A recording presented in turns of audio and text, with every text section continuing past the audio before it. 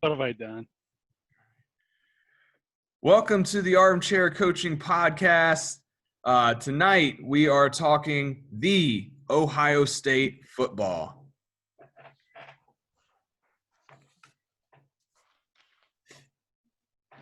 All right, real quick, viewers, if you are watching this on YouTube, do us a huge favor. Please like this video down below and subscribe to the channel if you can. If you're not interested in watching an hour and a half long video, because most YouTube viewers are not, I can see the analytics. I can see most of you watch it for about 5 minutes at a time.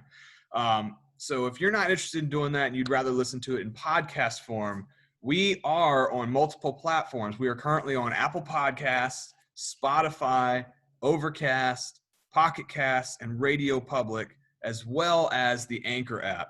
I will link I'll put the links down to those in the description below. And again, we are talking Ohio State football tonight on episode 5 of the podcast. So we're getting up there, guys. We're getting close to the dreaded 7. I don't know if you know that, if anybody knows podcasting, but apparently 7 episodes is the average before people start quitting podcasting. So if we can get past 7, I think we'll be okay. So we've got 2 coaches here who have been some contributing guests before, so they know how this works. I'm going to give them first shot at introducing themselves, and then we also have 2 coaches that are new to the podcast, and I'll give them a shot at introducing themselves as well. So let's go ahead with Coach Bandstra first. Coach Bandstra, can you introduce yourself, please? Thank you, Coach. My name is Nick Bandstra. I am the special teams coordinator and wide receivers coach at Fairborn High School here just outside Dayton, Ohio. I'm entering my 10th year coaching. Unlike Coach Bennett, I do run a YouTube channel. I put out coaching clinics from across the country. And I am a longtime Ohio resident, which kind of makes this appropriate outside of about 6 years. So I've spent about 23 years here in Ohio and around Ohio State football. All right. Thank you. Coach Bennett? Hey, I'm Mathew Bennett. I'm the co-offensive coordinator and offensive line coach at Clinton High School in Clinton, South Carolina. As Coach Bandstra pointed out, I do not have a YouTube channel. But if you ever want to talk some football, you can give me a follow on Twitter. Hit me up, Coach Bennett32. Love talking football. Glad to be back on the podcast. Talk a little Buckeye football. All right. Thank you very much. And so to introduce this next guy, Coach Heath is the guy who has been editing our videos and our audio for our podcast, and we really thank you for doing all of that for us. Coach Heath, can you introduce yourself, please? Yeah, I'm James Heath.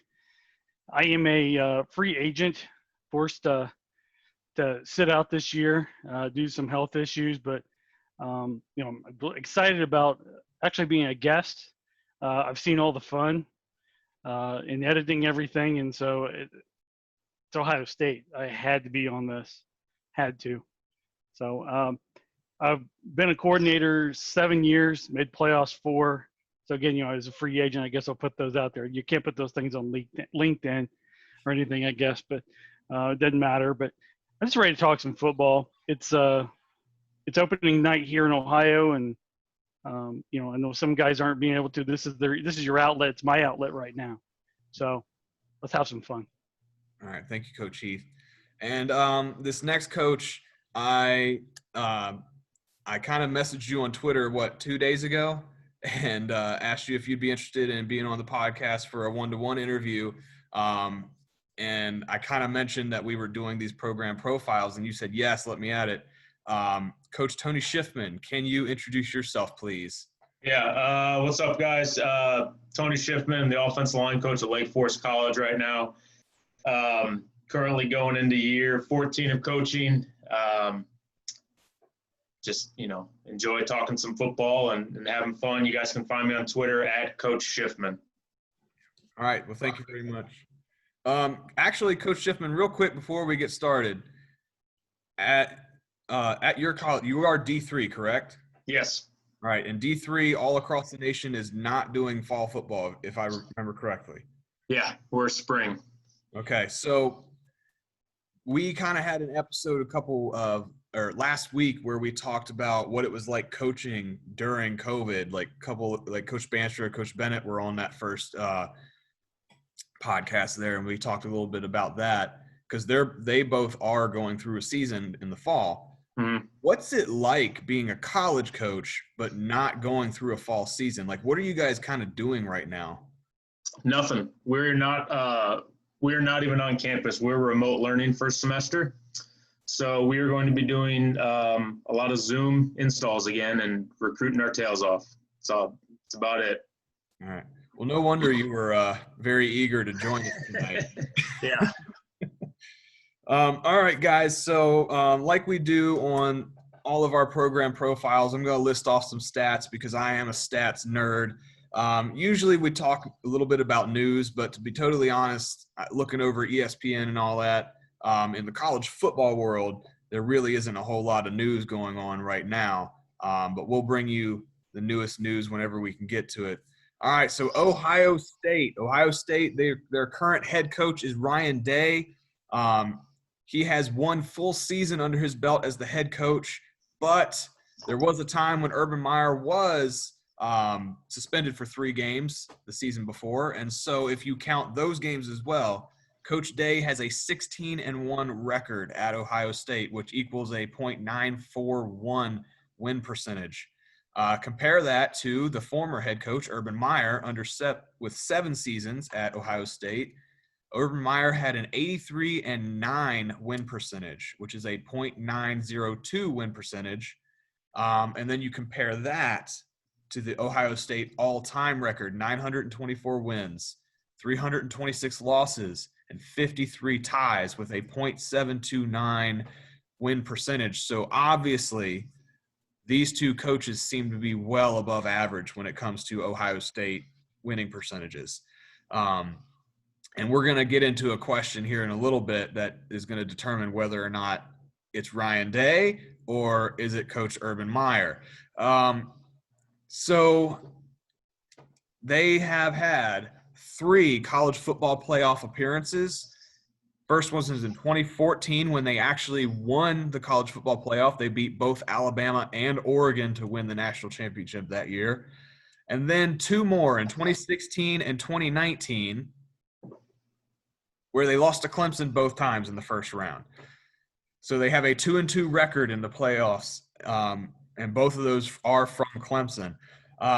National championship-wise, they have 8 total, as Coach Bennett will say, 8 total claimed national titles, and then they have 1 under Urban Meyer. So they do have a recent national title, which was in 2014. Conference championships, they have 38 Big Ten conference championships, and 3 of those were under Urban Meyer and 1 with Ryan Day, the most recent. And then lastly, the last couple stats, we'll talk about some 2019 offensive stats. Points per game, 46.9. Yards per game, 529.9. Passing yards per game, 263.1. And rushing yards per game, 266.8. To say the least, they have been pretty efficient and pretty explosive on offense and extremely dominant in the Big Ten. And when it doesn't come to Clemson, very nationally dominant.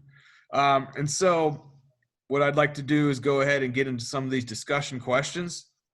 And Coach Shiffman, I'm going to give you first shot on this question here.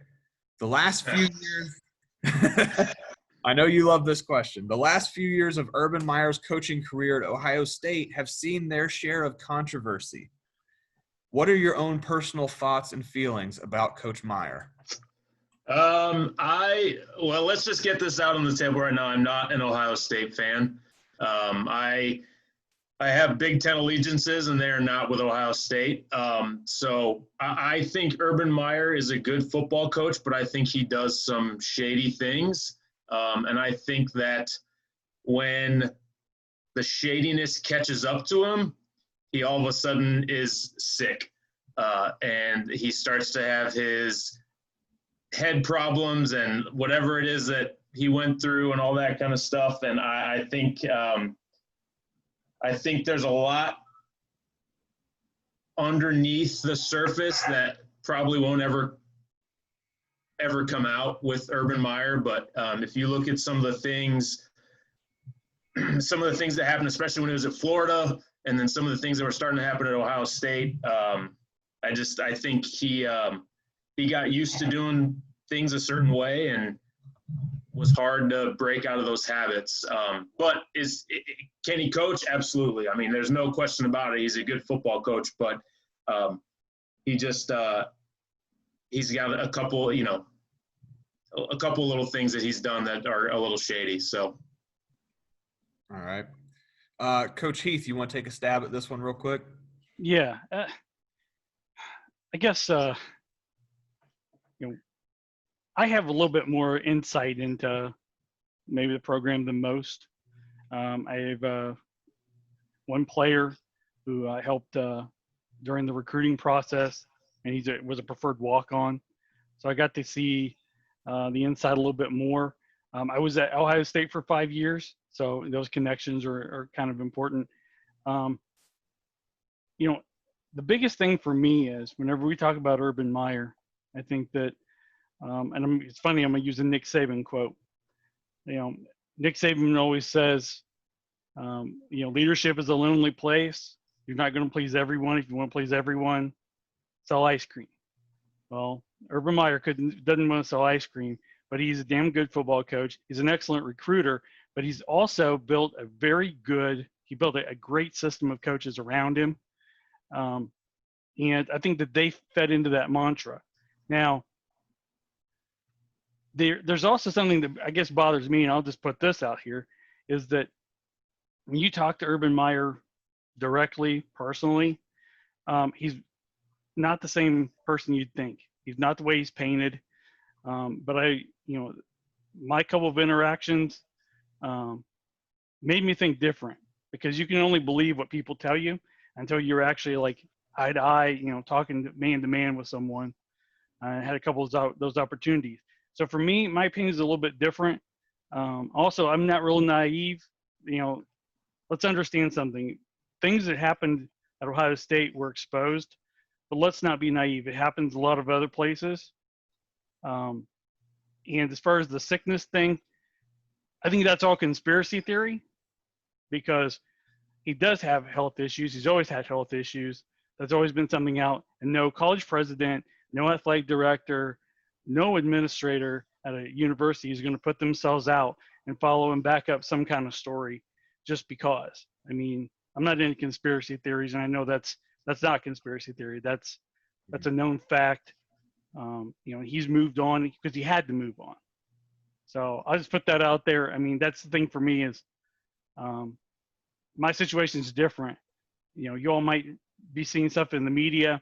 You might hear a story, a rumor at a clinic or whatever. And I believed all that until I had a couple of interactions, and it was totally different. I tell people I grew up in Indiana. I met Bob Knight when he was out fishing. We all know what Bob Knight's been painted in the media.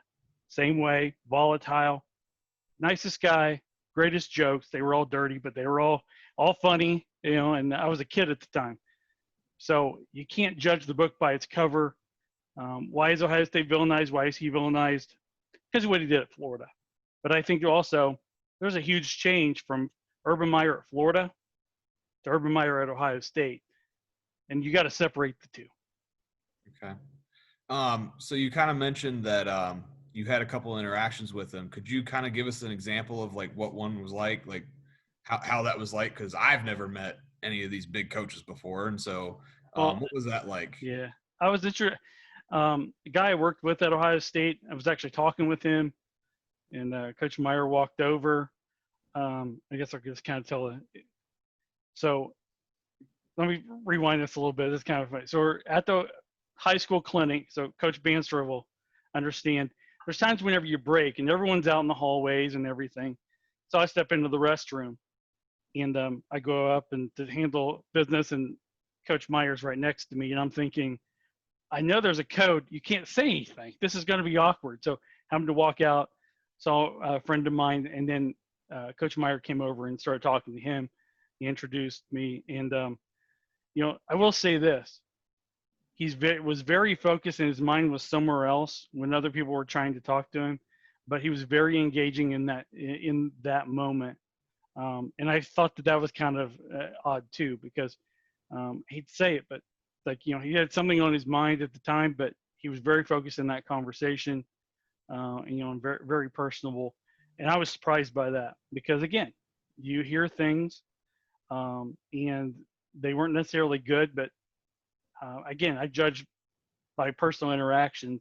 And there's just basically a conversation about, I just asked him some questions about, first I asked about my one player. I was surprised that he was aware of who that was. So, that was kind of interesting. I didn't expect that at all, but it was not what I expected. Let me just say that. I expected something to be a lot more. In fact, I was ready to walk away because I thought, I don't want to get into this, but it was quite revealing to me that, he's not necessarily the person, more like the guy you see on TV. To tell you the truth, that's really, he has the ability now when you see him on TV. I think that's a different side of him that he's letting people see, because one, he gets paid to do that. But, it was interesting because it showed him in a different light. And I think it was because maybe he was at ease with someone he also knew, and, that probably helped the situation. Maybe it's kind of like him as a person and him as a competitor are like two completely different people. Yeah. Right? Or they're at least. That's why I use the Bob Knight. The Bob Knight analogy is good too, because Okay. I think it's very much that way. You are surprised. It's Jekyll and Hyde. I hate to even go there, but that's really what it was like to me, because I've been at practices before and I've seen that version, and then to have it was a totally different version. So.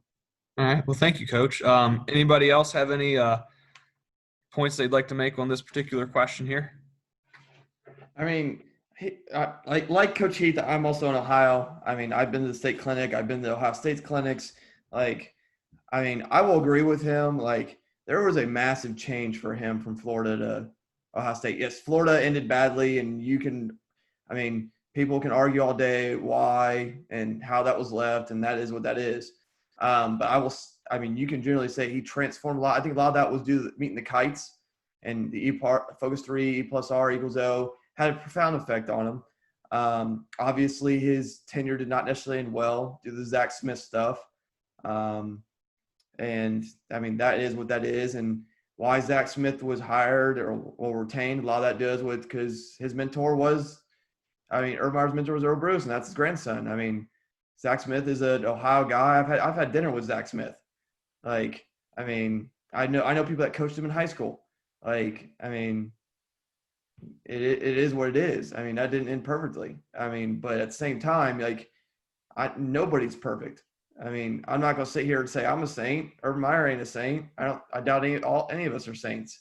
But I think we kind of can realize he's evolved. Neither one of his tenures at Florida or Ohio State ended perfectly for a variety of reasons. But kind of what he was able to instill there in such a quick time was impressive. Okay. Coach Bennett, do you have anything? The narrative on Coach Meyer's changed in the media, and I boil it down. I think he's an offensive guru. I think he gets the most out of his players. He adjusts his scheme to fit what he's got, which is we talked about the other night. It's a key of being a great offensive coach. And just based off the way his teams have played since you go back to when he was at Utah, I have a hard time imagining he's not a great motivator because of how hard his teams play. And I think kind of this is outside looking in, I think his flame, his candle, his passion for what he does burns so hard and so fast. He's never gonna be Woody Hayes and be somewhere for 30 years. And then, I don't think he can handle being in a place very long. Not the kind to leave his hat. You look at his career, he's never been It's not like he was an assistant for somebody for 15 years and then jumped to be a head guy. He's definitely a job jumper. But he's able, I mean, there's certain things, there's some things, no matter what, you can't take away from him. And being a good football coach, great football coach, he is. But there's certainly some blemishes on the resume from outside looking in, just based off, the Zach Smith stuff or the whole bunch of stuff that happened at the University of Florida. I think the University of Florida, 30 for 30, if they ever make it, it'll be the best. It'll be the best, most compelling television in the world. And then, the stuff at Ohio State. I hate to see what's happened to him, to hate what's happened to, like, his aura, because even me, I read his book, loved watching his offense for years. And every time I think about him eating pizza. After that one loss to Cleveland, I just can't get it out of my head because his book starts with that. And, it's just unfortunate happenstance. Yeah, I did meet him at USC Upstate where I went to school. His daughter played volleyball at Florida Gulf Coast. They were in our conference. And there, just a dad watching a volleyball game. Didn't even have on anything Ohio State. Well, that was one of the biggest. I mean, he that's what the other part of what he credited with his change from Florida to Ohio State was his kids. Like they pretty much told him he wasn't allowed to go back to coaching unless he changed some of his diets and exercise routines, and how much he could be home for that. I mean, he's openly talked about that. Yeah, they had a contract, family contract. Yeah, and it's oftentimes whenever you'd see him on any, and it's funny because any kind of shot, he'd be on for a commercial, and you'd see the contract is actually up on the wall, a copy of it up on the wall in his office. His wife, very adamant. The kids. I mean, that's what I'm saying. The changeover was very. People said he was a different person. And I think that's what. That's what I saw, and from what I've heard with people. I mean, again, I think we all understand that college coaches, they have the one person that they are in front of cameras and maybe in front of kids, and they live in duality just like as much as we do. It's like maybe high school coaches sometimes living in that duality. Try to be one person, but I think it's easier to live in that duality, and I think that Urban's had to do that. And I think at Ohio State he felt like he was able to, and I think that's a part of the reason why he had the downfall with being fiercely loyal to a guy who, again, that was his mentor, and the grandson of his mentor, and it caught up with him, because I think that he really thought about how many people maybe he failed at Florida. I think that's why you make a decision like that whenever you become fiercely loyal, because you got to hold on and feel like you got to take care of everyone. I think that's what got him in trouble with Zach. Yeah. All right. Well, I can definitely understand the family aspect of that, because my wife is very opinionated when it comes to where I can and cannot work, and she's been very influential, not just her, but my children. I have 2 really young children. And so it's very important for me to be home as much as possible, be around my family as much as possible. And so I actually had to turn down a coordinator offer at another high school that was over an hour away from my house because of family, because it just wasn't going to work for my family, even though being a coordinator is one of my ultimate goals in football. And so I just had to turn that down. But I've got another question for you guys to ask, just one that I thought about just now. So it's not unprecedented for Coach Meyer to quit one school for health reasons, take a few years off, and then come back. Firstly, is there a chance? Will he come back? And if so, is he waiting for a certain job to open up? Yes. What job would he take to come back? Notre Dame. Okay, Notre Dame. He's waiting for Brian Kelly to go to the NFL after this season, then he's going to take over Notre Dame. I don't think if you listen to him back when he was at like Utah and before, he listed 3 jobs were his dream jobs. Ohio State, Notre Dame, and Michigan were his 3 dream jobs. Because he grew up when those 3 schools were powerhouses. They were the mecca of this part of the country. Now, with him having been the head coach at Ohio State, I don't think he'll ever coach at Michigan now. There's 0 chance he's going to Michigan. Before he got the Ohio State job, there was always a chance. I mean, to me, it's Notre Dame. I know they talk USC every year. I cannot see him living in Los Angeles. Like, it just like with his current family situation, I think Notre Dame's the obvious one. Had the Cleveland Browns been more stable, I thought that could have been plausible. Like, I don't think he wants to be NFL though. Truthfully, Yeah, I don't think he can coach grown men. I think he's got to coach. I don't think it would work, but like there's always going to be that enticement. Like, well, sure. And I think that's why that was there. Had that been a more stable franchise, I think there would have been a shot. And that was a rumor every week here in Ohio, like whether he's going to Cleveland or not. But to me, at this point, it's Notre Dame, and then the only other school and this is me just throwing something out on the whim, like if Texas came at him with money, like Texas is that other Alabama ain't going after him. But, like, Texas is, like, that when you talk historic, like, that is a program that you listen to. I don't think they ever would. But in the end, Notre Dame's that number 1. It will always be. I mean, he's talked about that over and over again. But one, you got to get Brian Kelly out of there. 2, even then, like, it's kind of like Tony Dungy and some of them. The longer they're out, the harder it is it's going to be harder.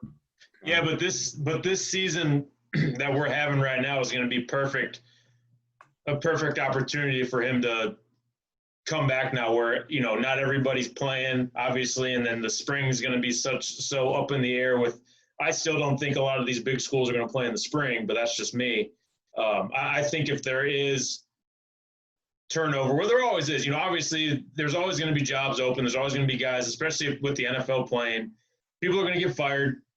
Brian Kelly's been linked to the NFL every year since he's been at Notre Dame. I think the minute he leaves, they're going to throw everything they can at Urban Meyer, even if at that time he says, I'm not interested in coaching. And they're going to throw everything they can at him to get him there. I agree. I think Notre Dame's a job for him, and I think Texas. I agree with Bandstra. I think Texas is in play for everybody as long as they've got the checkbook they've got. Okay. So hypothetically, Notre Dame job opens up after this year. He goes there. How long before they become a national threat, like threatening for national championships again? A year. First year they play and Clemson's not on schedule. Yeah. Because he'll hire one of the best staffs in the country. That's always been his. Not everybody works out, and me and Coach Heath can talk about stories about how people don't work out and what happened to them. But like that is his forte. And a lot of them are people that have worked with him before, like either as GAs or some other spots. But that man knows how to hire people. And when you're talking about the Notre Dame checkbook, he'll get some good people. I think the piece that the Zach Smith guy did in his podcast when he was talking about Meyer going to USC and he listed off 15 coaches that would be on the coaching staff. I think he's hitting the nail pretty close with kind of what would happen. His staff would be one of the best in the nation immediately. Always has been. Yeah. Yep. All right, guys, let's go ahead on to the next question. And Coach Heath, I'm going to give you first shot at this one.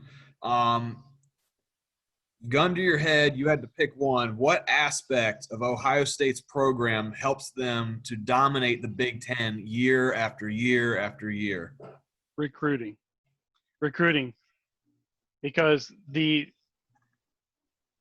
disparity between Ohio State and who's next, I mean, well, you've seen it. You've seen it. I mean, championship games, and Ohio State's in there.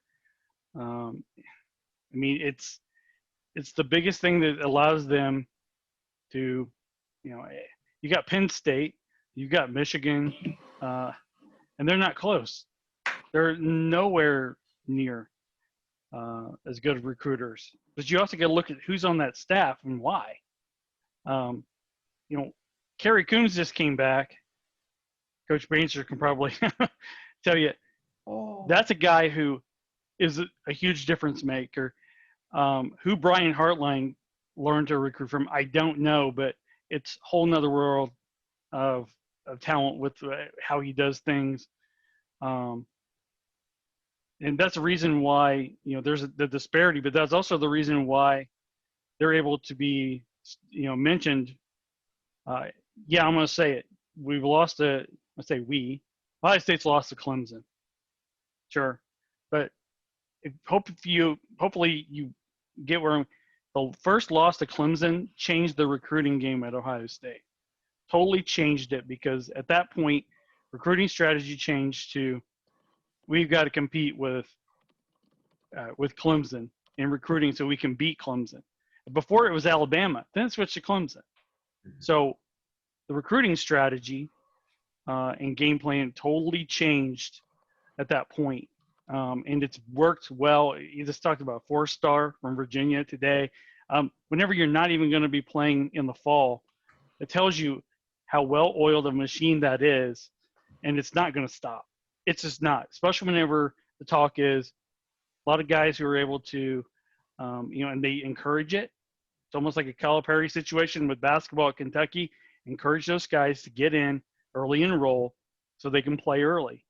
And it's really going to be big if everything works out for them, because they get a lot of very talented guys who are able to fill a lot of potential gaps if guys don't play because they want to protect the NFL stock.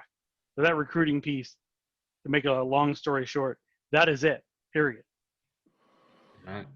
Coach Bennett?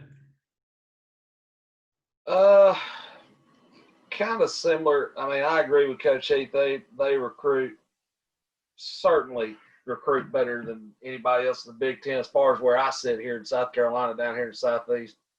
Ohio State's still a big prominent name in the recruiting down here. Also similar to what I said about Oklahoma and the Big 12, one of the reasons they dominate the Big Ten is because the Big Ten doesn't dip further south than Maryland. Who they play. Michigan being stuck in neutral for so many years.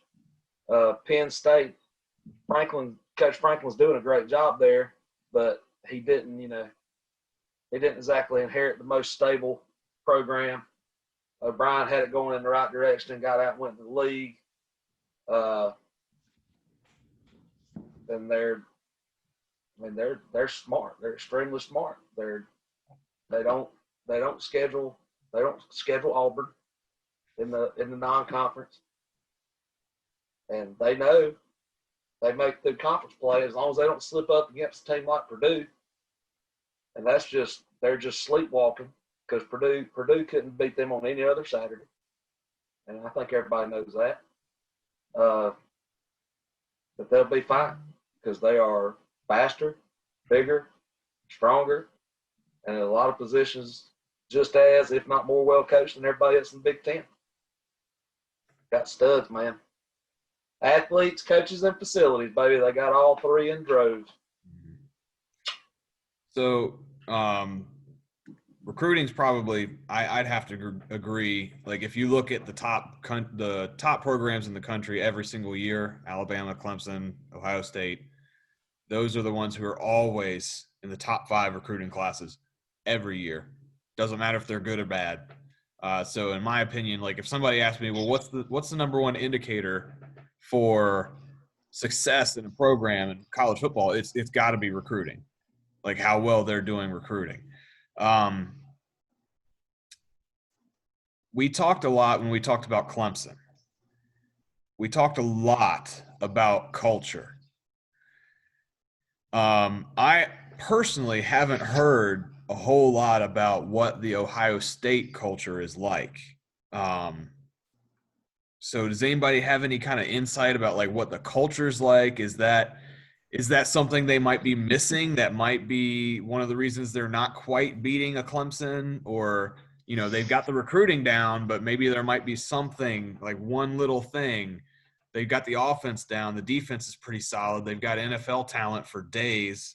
What is it that they're not quite getting over that Clemson, that Alabama hump in the last couple of years? Is there something culture-wise, or what is it? I mean, here's the thing. You could talk to every high school coach in this state, and whether they like Ohio State or not, they can spit out Ohio State's culture immediately. D plus R equals O. It's, 4 to 6, A to B. Like, everybody knows what it is. Like, the Kites have done a fantastic job marketing it. Urban Meyer has done a fantastic job marketing it, and Ryan Day's continue to carry it. Like, that stuff, like I said, whether you're an Ohio State fan in our state or not, we all could close our eyes and just have it memorized, because it's been, even our state clinic, it's been spewed out over and over again. You know what it is. You know what the focus is. Event plus response equals outcome. The R factor, all that lovely stuff. And a lot of school districts in our state have taken over as how they develop culture in their districts. In terms of why they haven't, there's a combination of, you could argue bad play calling, people in the wrong spots, mismanagement here or there, clouds of issues, as we've kind of already talked about, hovering the program. There's a myriad of things you can kind of go into. I don't know if there's necessarily one specific thing where you're like, oh, that's why they didn't beat Clemson. Clemson's done a hell of a job. I don't think anybody who will sit here, as much as I mess with Coach Bennett and say Clemson's not a good football team, they are a fantastic football team. That is by far none. But you're talking about every year, the past 5 years, you've talked about essentially 3 teams. You've talked about Alabama, Clemson, Ohio State, and then there's somebody that's a fourth. LSU, nobody was really talking about LSU in deep before this year. Joey Burrow before this year threw 16 touchdowns and 10 interceptions. And then they get the perfect staff together, and LSU already recruits good, but it clicked. In the end, they're always one of the final 3 teams. Stuff happens. They won the first round. And I know Coach Bennett will probably make a point that they didn't play Clemson that year, whatever. But still, I don't know if it's necessarily a holistic problem. They adapt well. Like Coach Bennett mentioned, they lost to Clemson. Well, we'll recruit better athletes from here. Like Urban Meyer, one of his first focal points was Texas. As he kind of kept going and started losing, he shifted more southeastward. Virginia, Maryland have been heavy targets for Ohio State. Kind of going back to Coach Heath's point, people don't realize how important that Coach Combs hire just was. He is by far probably the top 5 recruiters in the entire country. How many kids he's flipped this offseason has been impressive. He's also one of the best clinic speakers I've ever seen in person too.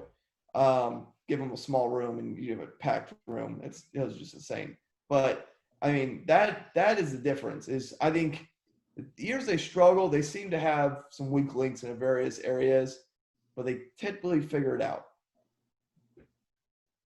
All right, Coach Shiffman, you have anything to add? So,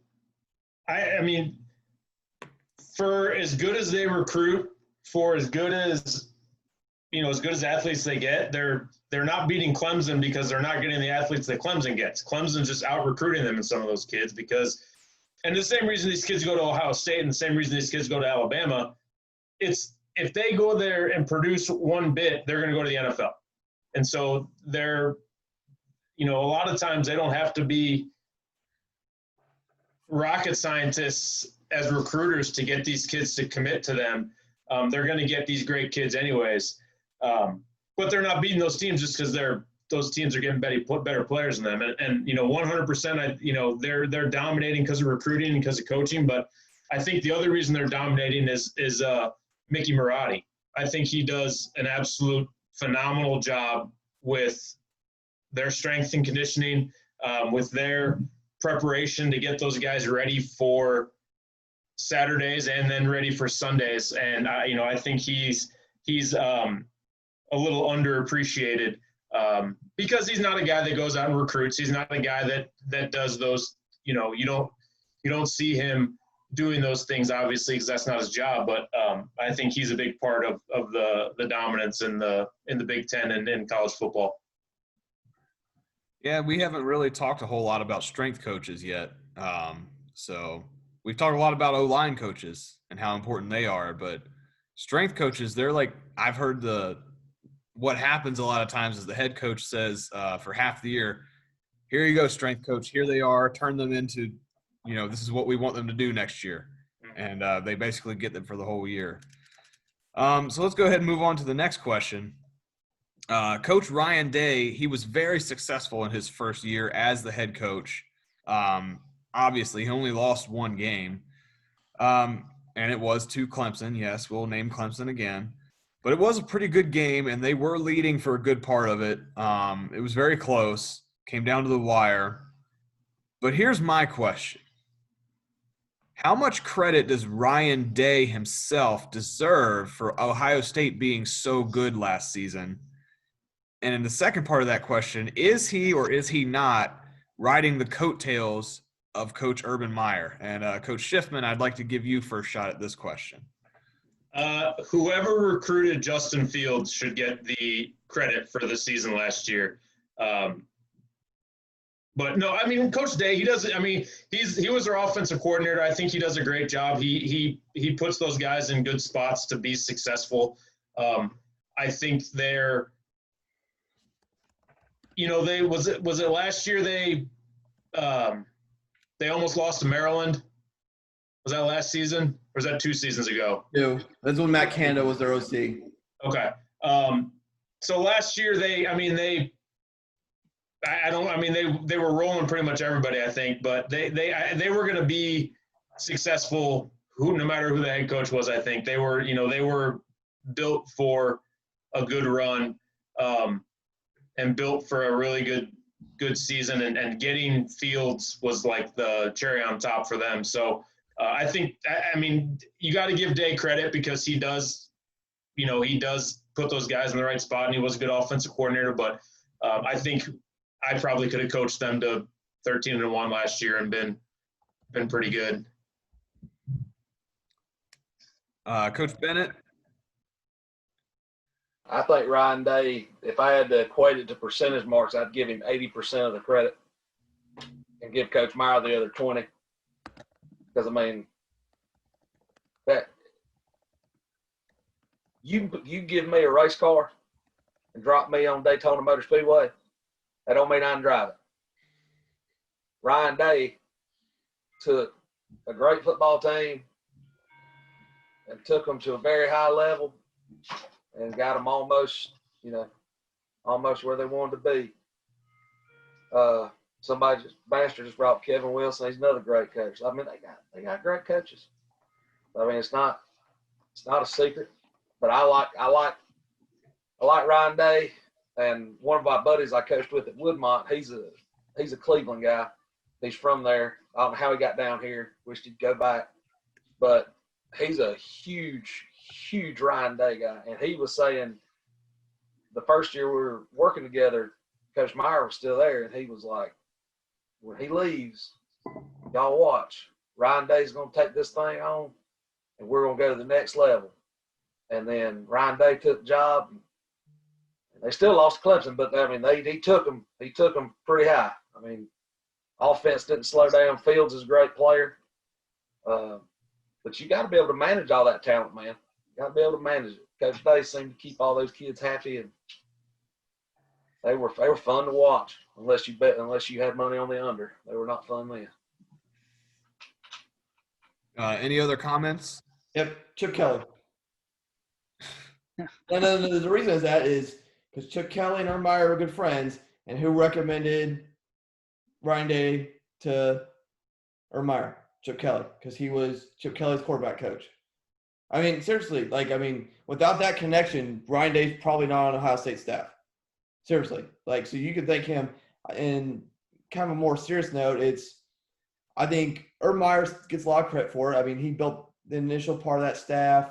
He got Ryan Day there. But, I mean, you can't not recognize what Ryan Day did when he got hired and how much he improved that staff. Like, it was already a good staff. But, I mean, he brought in some good coaches. Stole a couple from Michigan. I mean, and not everybody's worked out. Like, Urick lasted a year before he went down to Texas. Like, I mean, that wasn't ideal, but I mean, and I put it in our chat, retaining Kevin Wilson was key. Kevin Wilson, one, is a very good offensive mind, but he's got a lot of experience. He can bubble along. Retaining Larry Johnson, who is probably the best defensive line coach in the country, and I will argue with somebody that all day long. To be able to retain those two, like, was just masterful by Ryan Day. Oh, Bennett's got something in the chat. I can tell already. What did you say? The best what in the country? Defensive line coach. Oh, the defensive line guy. I thought you said the other line. I was about to break No. That's a whole different conversation. I mean, Okay. Greg Strawa, and I can never pronounce that man's last name correctly, is a fine offensive line coach. Yeah. But at the same time, I will say, give me another defensive line coach that produces talent like he does. I mean, yes, they are 5 stars when they get there. I get that, but Larry Johnson's almost broken my laptop before while speaking. So, I mean, it's impressive. Hey, can I add a couple things real quick? Sure. Because I think it's important to add as we're talking about Ryan Day. Coach Bandstra was talking about Chip Kelly being in this. Chip Kelly helped Ryan Day. Ryan Day was a quarterback and linebacker at, was it New Hampshire? Correct. Ended up being quarterback 3 years and got into coaching. Was actually a GA for Urban Meyer at Florida. And so his career trajectory has taken him to where he's been around great offensive minds. I did happen to jot down some stats. I mean, to me, these are pretty cool. 138 touchdowns in the 3 years that passing touchdowns, excuse me, that while Day's been there. The number that really stuck out to me, 38-4, because I mean, we know what that offense has done, and at times what it hasn't done. But I think that Coach Bandstra probably will agree with me. Because we probably watched the most Buckeye football, maybe not, but there were times before Ryan Day got there that you did know who was probably calling plays by what was happening, because it was it was the same thing over and over again. And that was something that Ryan Day coming in fixed. I also think that some coaches left because Ryan Day was the guy, and everyone knew Ryan Day was the guy, and so they weren't going to get their piece of the pie, and it was easier for them to go and leave. But what Ryan Day's done for that offense is the biggest thing is Ohio State's always been run. I was there in the 90s, line it up, go, just run. And I haven't seen such a change in the offense since in the 90s, whenever Walt Harris came in with the NFL mind, changed everything. All of a sudden, we're going verticals. The guys like Terry Glenn and Joey Galloway, speedsters. And it's kind of that same way. And I'm going to say it. Chris Olave doesn't run the right route, and that's what cost him that game. If he goes back, we're talking about a different situation against Clemson. But I think that shows you the play calling, because if you look at it, to me, that was a gutsy call at that time, because nothing was short. It was, we're going for it. That's Ryan Day's NFL, passing attitude. There's been more passes. Only 5 receivers in Ohio State history. Paris Campbell 2 years ago. 5 receivers have had over 1,000 yards. Paris Campbell was the last one. And that's hard for me to fathom. But again, you're talking about a program that's been run. Everyone loads up the box. They got better athletes, and they're able to throw the ball. That's why they're scoring so many points. And he is the architect of that change. Yeah, and kind of just to piggyback off that, like, for those of you not in Ohio, like,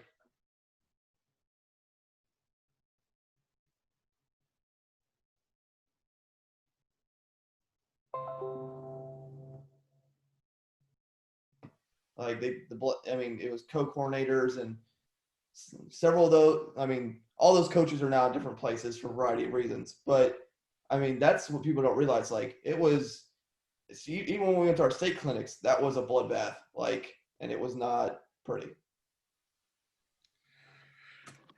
All right, so let's go ahead and move on to next question here.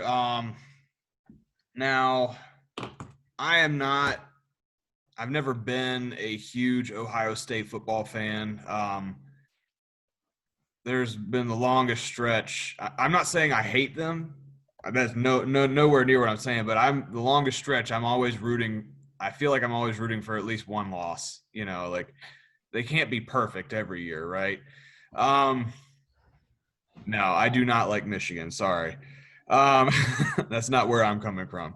But like, think about when you think Ohio State football, who are the players that you specifically think of?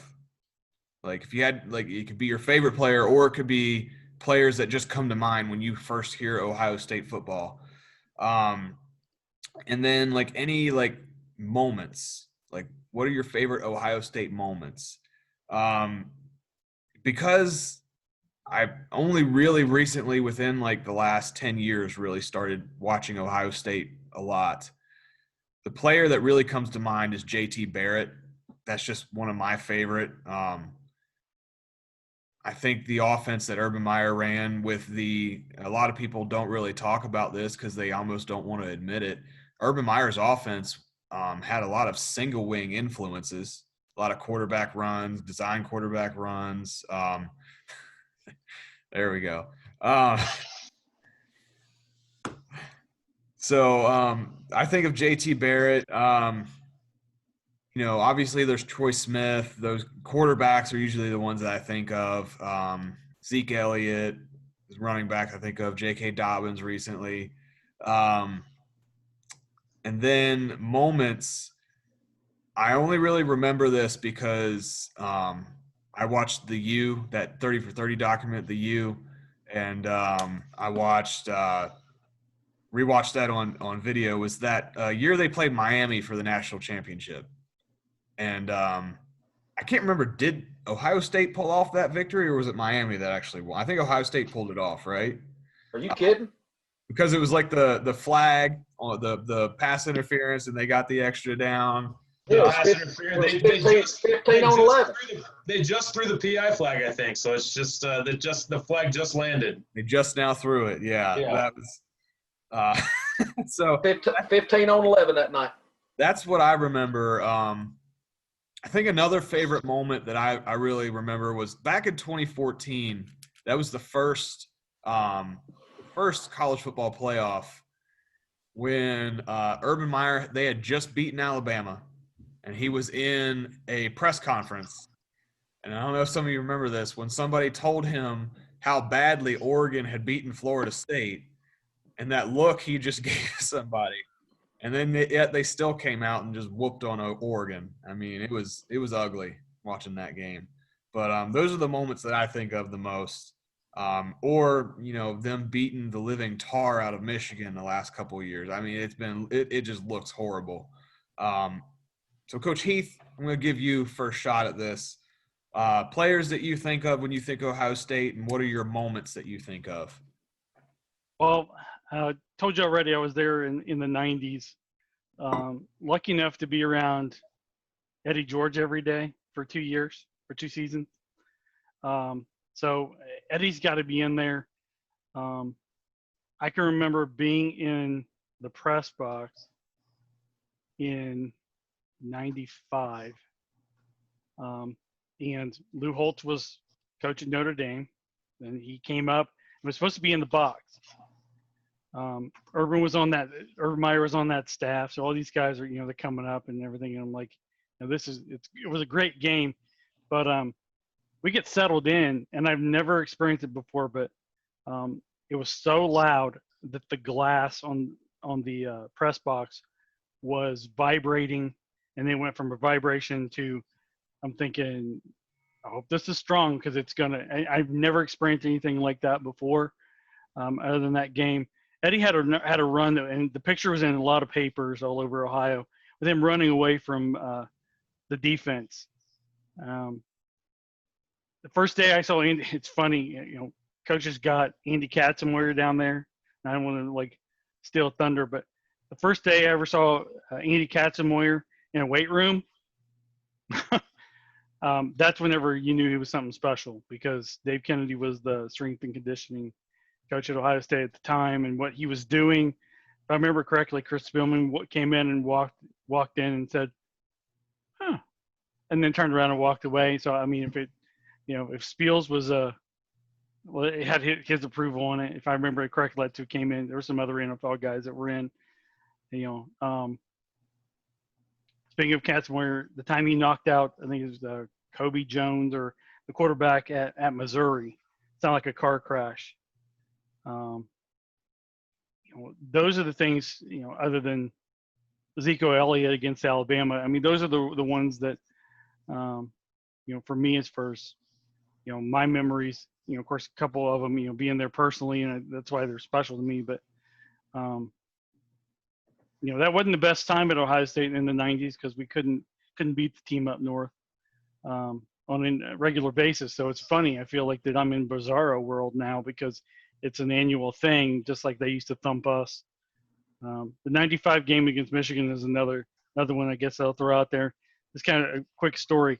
So if in the big house, everyone comes through the same tunnel. In fact, you're on opposite sides of each other. And I can remember being there and being spit on by by a Michigan player who I think was Timmy Biakabatuka. And if you look up how the game went, it was no surprise to me that Tim Biakabatuka absolutely killed us single-handedly in that game. And that's also really cool, because Charles Woodson, it was his first game against Ohio State, and he had 2 picks. So, I mean, kind of historical context, and, the guys getting their start and whatever. But that's really, for me, that's my memory, simply because, lived some of them. But when I think about Ohio State football, those are kind of where my first thoughts go to. Okay. Coach Bandstra? Oh, I'm going to be a little long-winded on this one. Player-wise, I think of 3, and I will always think of the same 3. Bobby Carpenter, Anthony Slagle, A.J. Hawk. I mean, that linebacking core they had was phenomenal. And also, I'm growing up watching this, but, you couldn't run anywhere. They just flew the ball. And, only one of them had a decent NFL career, unfortunately. But they were just abusive of what they could do sideline to sideline and just thrashing people. I mean, and it was just unfathomable. I think kind of what a lot of people also forget, and another name that comes to my mind, not necessarily a player, but a coach that won their first national title, Paul Brown. I mean, that's what a lot of people think it's Woody Hayes. No, Paul Brown, and Coach Bennett will say claimed, the first national title they claimed was won by Paul Brown. They went undefeated before World War II hit, and he had to leave Ohio State, and then eventually found the Browns and the Bengals. I mean, that is another, arguably the greatest coach of all time, or top 3, depending on how you want to look at it, won Ohio State their first national title. In terms of moments, I mean, I could go to the 1-2 game versus Michigan, some of the national title wins. I mean, those are kind of the easy ones. But in all honesty, it's a lot of my memories that stick out to me are not good ones, for Ohio State. And that's I mean, the Juice Williams game, we've kind of hinted at it before, that haunts me. He just ran up and down that field. I mean, it was just abusive. Yeah, Juice. But I mean, in the end, it's a storied program. Like I said, I will always think of those 3 linebackers first. Yes, they've had some great offensive talent and kind of Coach Heath's point, I mean, Michael Thomas, probably the best current NFL receiver, was on a roster at Ohio State, and you would not have known it. I mean, there was a reason Ohio State was known as linebacker U for about 10 years, because that's what they produced. All right. And Coach Shiffman? So I got Obviously, Katzenmoyer comes to mind. I always think of him. Archie Griffin always comes to mind, and then I need to take myself out and beat the crap out of myself if I don't mention Orlando Pace. You know, he was the guy that kind of really started to make me pay attention a little bit more to Ohio State and you know, watch them. As far as moments, there's some good and bad. You know, there's some pro Ohio State ones and some pro other team. You know, I remember Eddie George running for like 400 yards against U of I. I remember when Krenzel threw that touchdown at Purdue to keep the streak going. And then, you know, I remember this was pro Ohio State, but I was rooting for the other team when they beat Arizona State. I know, you know, Murphy, if he's listening, is going to get mad at me for bringing it up, but when you know that moment, and then, you know, on the flip side, the one that always pops up is or two of the same thing, or the punt returns, you know, that against Michigan by Woodson and by Desmond Howard. Those always kind of come up and when I think about Ohio State. And so, you know, there's a lot. They've been a part of so many good games, truthfully, and so many big memories and things that they've obviously had so many great players. And, you know, my mindset is more of the past players, because I stopped following them kind of when just I started to, you know, pay more attention to football. I started, you know, following other teams and not really paying attention to them. But, you know, even, I mean, look at some of the good teams they had with Terrell Pryor and you know, when what's his name was still playing quarterback, Braxton Miller. So, you know, they've had so many good players that have been just maybe not been great NFL talent, but were like the upper echelon of college football for their time at Ohio State. All right. Thank you. Coach Bennett.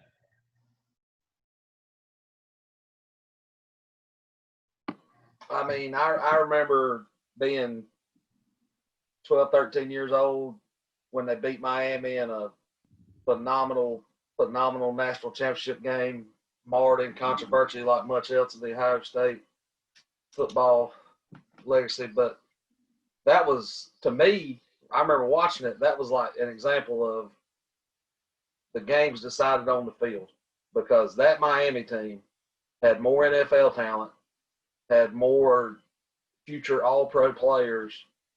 I mean, you could make a lot of arguments, top to bottom, best team ever. And they got beat by, is it Craig Krenzel? Is that his name? Yes. Couldn't throw a 10-yard out.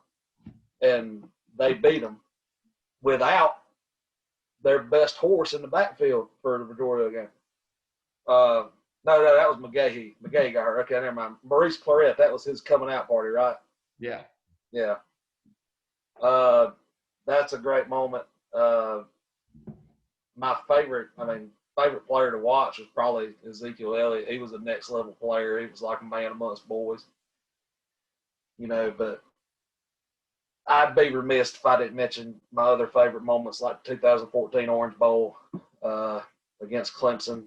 That's probably my favorite one, even though this last year playoff game and all that. The 2014 Orange Bowl, where Clemson beat them 40-35, was a great beginning-to-end football game. Offensive fireworks all over the field. And Taj Boyd scored on the slowest 50-yard quarterback power I've ever seen. It was like he was running in mud, but the Ohio State guys were running in thicker mud. It was unbelievable. I couldn't believe he didn't get caught. Still can't believe it. All right, guys. So let's move on to the last question here. Hopefully this one doesn't get too heated. Ohio State will not be playing football in the fall of 2020, so far as we know at this moment. But they will be scheduled to play in the spring, maybe. If they dominate their schedule, should they have any claim on a national championship? Coach Shiffman, I'm going to give you first shot. And this is not anything against Ohio State, but I don't think anybody should have claim for a national championship this year because it's going to be such an absolutely backwards-ass year that, some teams are going to play 8 games, some teams are going to play 12 games, some teams are going to play 5 games. And so, what's going to happen if Clemson, let's say Clemson goes 12-0, and then let's say 2 other teams go 12-0. Let's say Oklahoma goes 12-0, and then let's say next in the spring, I don't even know who's playing in the spring right now. Let's say Ohio State goes 10-0. There's just so many uncertain things with the entirety of the season that you can't. There's nobody can lay claim for a national title this year just because it's going to be such a crazy year that none of us have ever experienced before as coaches or as fans of football that I don't think. You could look at I don't know, Army. Let's say Army goes 12-0. Well, then they should phenomenal. They could certainties that I don't think anybody could can claim it this year. Even though teams will. I know they will, but I don't think anybody deserves it. How about that? All right. That's a great answer. I'm sure somebody's going to be pulling a UCF this year. At least one team. Absolutely. 100%. Absolutely. Coach Heath, what are your thoughts? I'm in agreement. I don't see how you can have a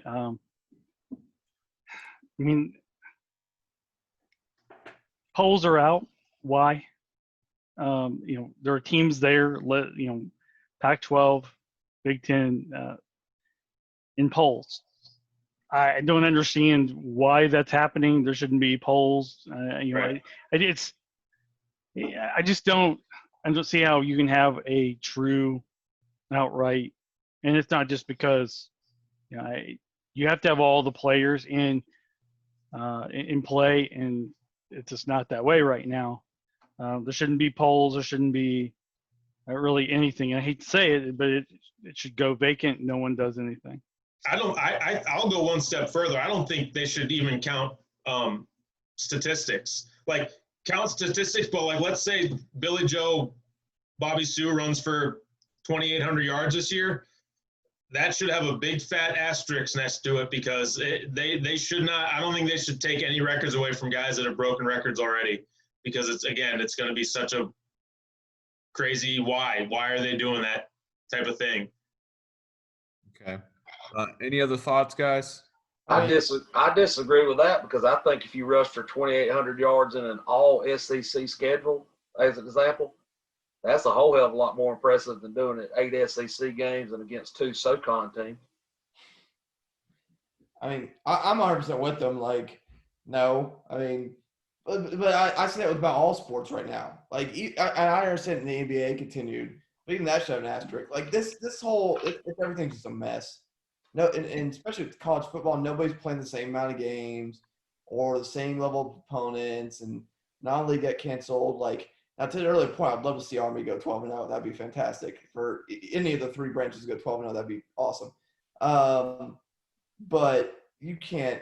I don't know if I'd go so far as asterisk on the stats. It kind of depends on who you're playing to me almost. And I know that's a cop out and I get it. But to Bennett's point, maybe rushing yards was a bad choice to pick. I get your point, and I get why you say it though. Right. But also to Coach Bennett's point, I'm playing 10 SEC teams. As long as you're not playing Vanderbilt twice, you're fine. Damn. Like that, Commodores. But in all seriousness, you can't count, and this is one of the few things I will agree with Urban Meyer on.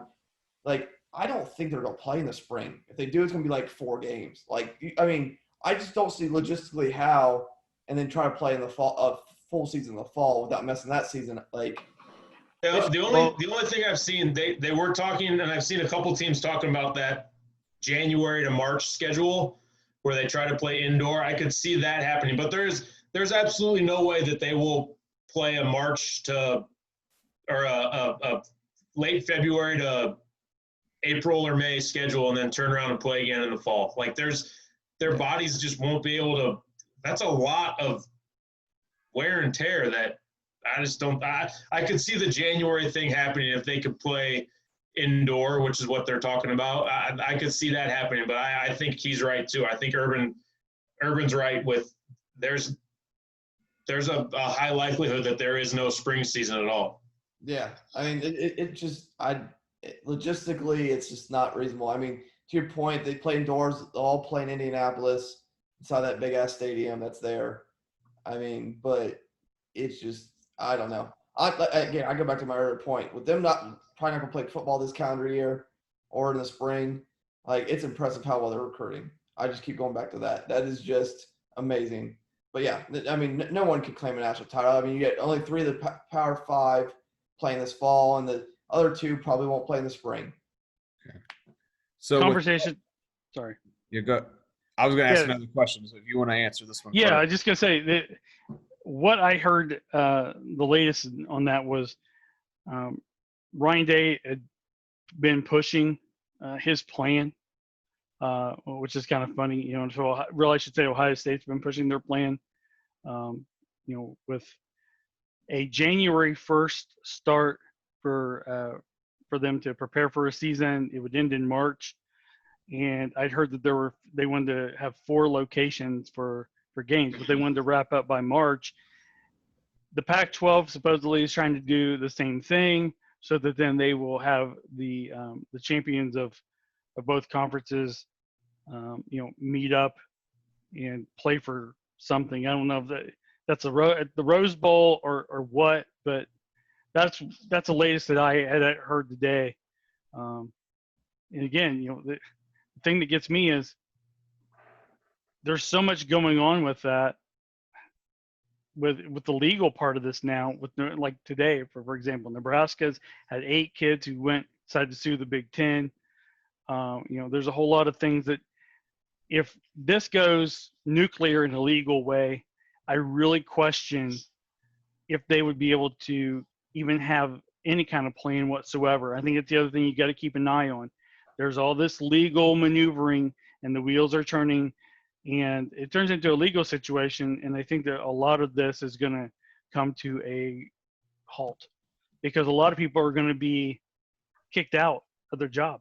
I know everyone wants the commissioner's head, but there's other people that are going to get involved in this, especially if all the, you know, all the emails and all the information comes out. It's going to get ugly, and that's going to hurt the conference from what they're really trying to do, which is play some football in the spring.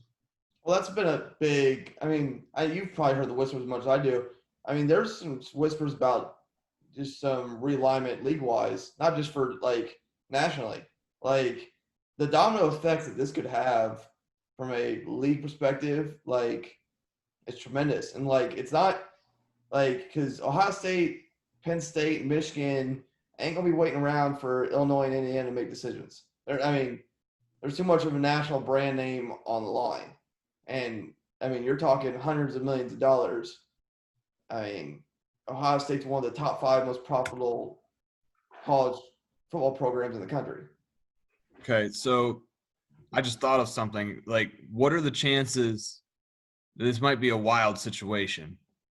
Everybody's been talking about, like, college football super conferences the last couple of years, and we've really haven't had a whole lot of conference realignment the last few years. What are the chances that big teams like Penn State, Ohio State, they say, well, screw you, Big Ten, if we're not going to get to play. We're going to go play, I don't know, in the ACC or the AAC or something like that, you know, go to some other conference. Is that possible? Like, could we hear that within the next few weeks, maybe? You lose a lot. One thing you're going to lose if you do that, you start talking about super conference. The ACC and the SEC are both already stretched too thin geographically. Clemson fans got to fly 2,000 miles across the country or South Carolina fans have got to fly. We played Texas A&M home last 2 years, but Carolina's got to do that every year. Fly out every other year, go fly out to Kyle Field to play Texas A&M, go play Missouri. You're telling me in this damn pandemic that Clemson can't play South Carolina, but South Carolina can play Missouri. So the conference is already spread too thin. You start spreading out to Ohio. I mean, yeah, Clemson and Ohio State fans, they'll travel. But how many fans you think from Wake Forest, from Winston-Salem are going to drive up to go watch Ohio State hang 60 on them? Probably not many. I mean, and how many Ohio State fans really want to go check out the fine dining in Raleigh, North Carolina? Probably not many. Actually, North Carolina is a popular vacation spot for Russ Ohioans. Half of Ohio comes to Myrtle Beach every summer. Don't BS or BS or I live down here. I know what y'all do. Y'all come down here and you muddy up our waters. We don't want you down here to stay up there in Big Ten country. But, I mean, to his point, though, like, I don't think it would happen the next couple weeks. Like, you're talking a lot of legal mumbo-jumbo. You're talking spring at the earliest. But it's not going to be like it's going to be like massive conference upheaval. Like, some of these teams that shouldn't be in some of these leagues already, they'll get out of those leagues, and it'll get like I stand by my statement. Nebraska is not long-term a Big Ten school. And geographically is not, play-wise is not. But that's why I say the same thing about West Virginia and the Big 12. That is geographically doesn't fit anyways. They should be with us. Yeah, I mean they should. Like, and then there's been that argument about Penn State for decades about how they should be in the ACC already. Like that, I mean, because when they entered the Big Ten, they didn't have a natural rival. I mean, Ohio State's become their rival. I mean, but they didn't have a true rival. I mean, we've talked off air about why Colorado's in the Pac-12 and how that wasn't good. I mean, A&M. Part of the reason A&M's in the SEC is, one, they got tired of losing to Texas, and two, I mean, geographically they work with like Arkansas, Missouri, and the recruiting market. Yeah, and in the Texas region.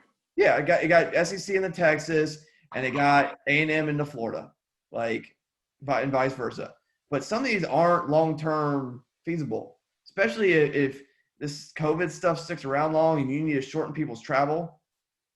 The easiest way to do that is realign and bring in some schools that are still good but are still in your vicinity. I mean, to his point, ACC is stretched way too far. I mean, it's from the very north of the coast to essentially the very south of the coast. Like, that's a long-ass way to travel. I mean, I talk a lot of trash about people from above Maryland, but it's all in good jest and fun. But in all reality, the ACC should kick Boston College out and get App State. Like, bring in teams, because, I mean, then you would have the state of North Carolina locked completely up, although App State's not on the coast, but it's still so much closer than going to Boston. I mean, the Big East dissolving, you know, it really spread the ACC out really thin. Yeah, because we picked up some schools. And that's across the board. I mean, there's people in this state that have said Pitt should be part of the Big Ten for years. I mean, now there's an argument that Penn State's blocked that and whatever, but like, and I get why they didn't add Iowa State, because Iowa State's not really a media market, but geographically that fit more in Nebraska. I mean, they have a natural rival already there. Like, so, I mean. Realistically, Pitt should join the Big Ten or Penn State should join the ACC. Something should happen to lock those two in with each other in the same conference. I mean. So if we don't see conference realignment, well, we kind of – okay, think of like a Notre Dame. They're still technically independent, but they're playing in the ACC this year. They're playing a full ACC schedule. And if I read it correctly, if they went out and they have a good record, they could be ACC champions. They could be crowned ACC champions. So what's stopping a team like an Ohio State for a one-year season going to another conference just for 1 year, or maybe not even another conference? What's stopping them from going independent? $50 million. Well, actually, it's more than that. Yeah. I mean, okay, if you followed, the Big Ten told Nebraska they were going to lose out on $50 million. I can tell you right now, Ohio State is losing about $110 million because of no football. So you're in a situation where, yes, money talks and it drives things. The only team in the Big Ten that could go independent is Ohio State. But I think that the issue is the connections with other sports make it better. I would not be surprised, knowing Gene Smith, if they're not looking at what can we do if we would we move away. We kind of talked about realignment and everything. I got a feeling that Ohio State could easily drive that conversation towards forming something away from the Big Ten, and they'd be able to pull people in. But it's all about revenue. It's all about football. And it's also about having dance partners as far as basketball, because that's what helps fund, so many things. Ohio State basketball is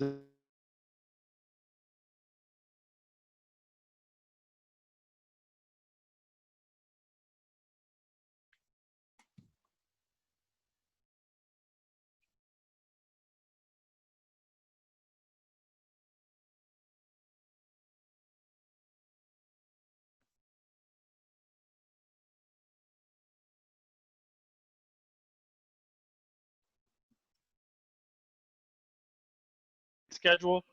I mean, come up and let's play in the cold. Let's see what it's like. I promise you, if Ryan Day picked up the phone and called Dabo Swinney, he would not run from going to the Horseshoe.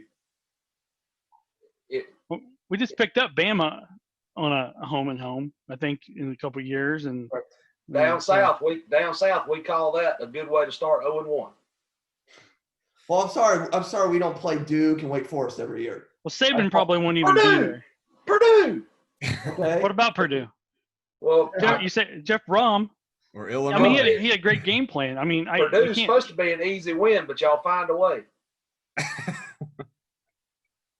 I think we Y'all won talk, more y'all than talk we've about lost the in Big that Ten situation. like it's the SEC West. Guys, the second best team last year was Wisconsin, but they lost I've to never- Illinois. They lost to Okay. Illinois. Well, I would never say that. I would never say that because, that's not a leg to stand on. That's nothing to stand on. I'm gonna sink if I try. I mean, Ohio State is by far. But are you going to try to tell me that Clemson has any kind of team that is going to give them anything? I mean, it's the same thing. It's the same argument. But Exactly. we scheduled the SEC, not this year. Because we Okay, can't. but the bottom line is it is the same. It is the same exact argument. There is a dominant team, far and away a dominant team in both the Big Ten and the ACC. Everyone else is trying to play catch up, and they're not going to. That's the bottom line. It's still the same. It's the same thing, but at the end of the day, when they play each other, yeah, we've been on the short end of the stick more times. But Every I mean, time. that's another. But it will change. It will change. And I'm just telling you, because what we said earlier, it's recruiting, and I don't know if Dabo will be there. For that much longer. It's not going anywhere. That's what he tells you. I mean, I've heard great believe sermons it. in church, but the better sermons are by that coach in Clemson. I mean, we're talking about reality up here in the Big Ten, man. Talking about reality up here Let's in the Big not Ten. start throwing stones at Dabo, or we'll really start digging into the Urban Meyer All right, that's fine. You dig all you want. I mean, that skeletons are out there. Those skeletons are dancing. They're dancing on the television. Well, Ryan Day's the head coach now. Those so. those skeletons have a damn podcast. You can't get away from them. Oh boy. I get it. Yeah, you're right. It is the Big Ten, ACC. There's one team that's on top of the hill, and everybody else is trying to climb up.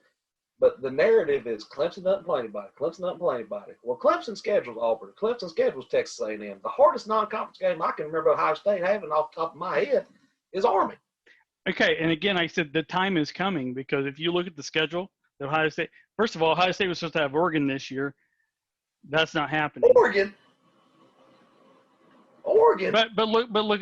Okay, fine. And you know what? Do yourself a favor and understand. I said in the future. That's what I said.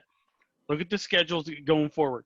I mean, So Ohio State's not sitting here playing by the old rules, because I mean, we're sick and tired of hearing the same old thing, which is Ohio State doesn't play anybody. Well, that's about to change. So I guess we'll have to put up or shut up, but I think that chances are better it's going to be putting up a lot of points on people. That's all right, though. All right. So, I mean, the thing I have to interject a little bit with that is if you look at, like, the process of scheduling other teams, and this is going to kind of put, like, a damper on what I said earlier about could they go independent this year and try to schedule other people. The fact that it takes so long to schedule people, yeah, it all happened because I got offline. My internet knocked out. So you guys take over. It takes so long to schedule somebody, and who's going to play, like who's going to agree to play in Ohio State? Who's going to agree to play a Clemson except for the SEC teams who think they can put up or shut up? You know what I mean? Like nobody's going to – Oregon learned their lesson last year playing Auburn, and Auburn wasn't even the best team in the SEC. So and I thought Oregon was a good team. I think they are a good team. I don't know if they're SEC caliber. They're Pac-12 caliber, obviously. But I don't know. So before we get into any more arguments on Ohio State, I thought this was a pretty good episode, guys. I thought we did pretty well. I'd like to have any final thoughts here, and let's just go in alphabetical order here. Coach Bandstra, before we go, do you have any final thoughts for us tonight? Two things real quick. One, to your point about scheduling does suck. I mean, you're talking scheduling 6 to 8 years out. Like, I remember years ago when Ohio State played Cal. When they scheduled Cal was 10-2. By the time they got Cal was 4-7. Like, some of those you can't predict. A. B, I mean, Ohio State is Ohio State is. It's one of the top 3 programs in the country year in, year out. I mean, they have good coaching, actually a fantastic coaching staff. They recruit well. It kind of sucks they're not playing the fall. But the positive is, and I'm going to piss some people off with this, I don't have to listen to Ohio State fans talk every week, and because they can get loud and annoying. Like, there is a segment of the Ohio State fan population, which is part of the reason why part of the country doesn't like them, is because they don't know how to shut up. It's like Duke and basketball. It's the same kind of concept. Certain people just don't know how to stop talking when they need to be. So, but also that goes with our O-line coach, who's an Indiana alumni, and he doesn't shut up either about how Indiana almost won this week. But yeah, I mean, it's a good program. We had fun tonight, and I'll continue to rib Coach Bennett, and Coach Bennett will continue to rib me, and we'll have fun from there. All right. Coach Bennett, any final thoughts? I think it's going to be real interesting to see, and I think we'd all agree on this. It's going to be very interesting to see because how everything's affected by how the season goes. Assuming the ACC and the SEC and the Big 12 and the Sun Belt and all these conferences that are playing in the fall, assuming they play and it doesn't get shut down, which based off some of the more recent trends in the CDC releases, I think that could happen, that we get to play and a player getting it might not shut a whole team down. I don't know how many schools in the Pac-12 and the Big 10 can weather that storm recruiting wise, but I do know one that can, and that's Ohio State, because that recruiting train is not going to stop rolling. They got snake oil salesmen up there just like every other school does that talk kids into believing all kind of crazy stuff. Every school's got them. Every school's good does. And they'll talk those kids into stuff, and they'll still go up there. And as long as you can still get players, you can still be good. So I don't think – I'm interested to see how it'll affect the rest, because I think the best, if you will, of the Big Ten, they'll be sticking around. All right. And Coach Heath, final thoughts. It's been a lot of fun. Other than, being off the leash there a little bit. So, apologize to get everything out of joint there. But, the biggest thing for me is, and everyone's summarized, so I'm not going to go and beat that drum again. But if anyone can survive this out of the Big Ten, it's Ohio State. They're taking adversity head on. The E+R equals O thing. I mean, it's really, they're living it out. It's going to be interesting though, because again, if they do get to play in the spring, I think that it changes the game a little bit, because with these, at least in the Big Ten, because a lot of those NFL guys, they're not going to want to risk draft stock, and then you enter into the world of these freshmen that enter early. How much do they factor in all this? And it changes things. If the Big Ten thinks it's going to get the spotlight because this is extended college football season, I don't know if everyone wants to watch Big Ten football from January to March. Well, I guess we'll find out if they're able to do that. But I think the future is bright for the program, even if they have to wait until next fall.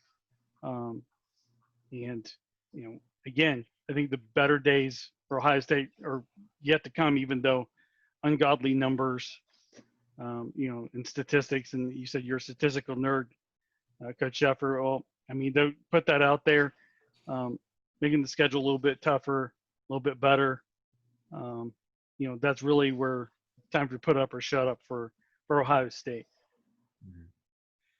And last but not least, Coach Shiffman, final thoughts? Not really. I don't know enough about Ohio State now to really have too many thoughts. I appreciate you guys having me on. That's about all I got. Did you at least have a little bit of fun? Oh, absolutely. Again, like I said, I don't have enough current Ohio State knowledge to get in good arguments. My Ohio State knowledge is more on, the previous regime a little bit, but. Yeah. Well, I mean, that's the whole point of this podcast, is we're trying to come at it from like a non-expert point of view. So, we have a big Ohio State fan, we have a big Clemson fan. That we're all coaches, so that comes into it as well. But really appreciate you guys coming out. Hopefully you guys are coming back on again for any future podcasts that we do have. We will discuss who's going to be our next program profile when we do our next program profile recording. And you listeners out there, I hope you guys enjoyed listening to this. And we will see you next time on the Armchair Coaching Podcast.